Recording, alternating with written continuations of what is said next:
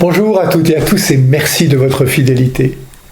C'est un jour de sabbat, un jour consacré à Dieu, un jour où tout travail est interdit. Jésus est avec ses disciples, ils ont faim et arrachent des épis de blé pour les manger. L'histoire aurait pu s'arrêter là.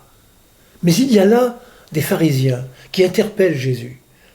Depuis un certain temps, ils l'observent, ils épient ses faits et gestes. Cet homme les intrigue, les dérange. Jésus mange avec les personnes déclarées impures par la loi. Il guérit et pardonne les péchés. Son comportement ne consonne pas avec l'idée qu'ils se font de la loi et ils le lui disent. Tes disciples font ce qu'il n'est pas permis de faire le jour du sabbat. Vous aurez remarqué qu'il ne s'adresse pas aux disciples, mais bien à Jésus. Il s'adresse, sans le savoir, à celui qui est le maître du sabbat. Celui qui réalise la nouvelle alliance entre Dieu et son peuple. Une alliance qui privilégie la miséricorde au légalisme, l'amour au devoir, la présence fraternelle à la loi. Et Jésus résume sa pensée dans une phrase qu'il puise chez les prophètes. C'est la miséricorde que je veux et non le sacrifice.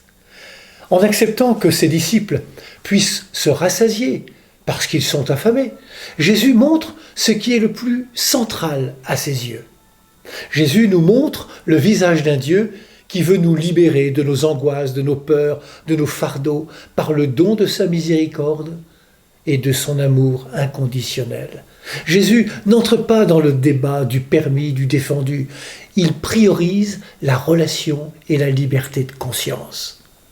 Il rappelle implicitement que la loi est faite pour que l'homme grandisse dans sa relation à Dieu et dans sa relation aux autres. Une manière stricte de respecter une loi, un rite, une règle, ne nous dédouane jamais d'apprendre à aimer. Comme l'écrit Cyril Marie Richard, un frère dominicain, le chrétien n'est pas celui qui se demande « que dit le texte ?» mais « que ferait le Christ ?»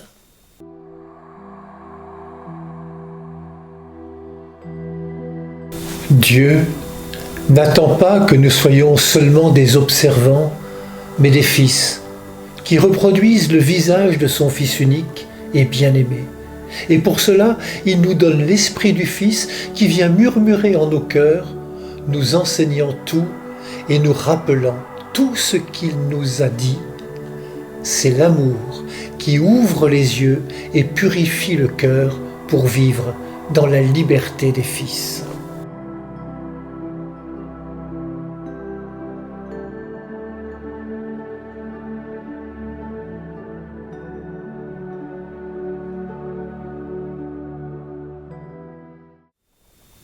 Bonne journée à toutes et à tous, prenez bien soin de vous et des autres.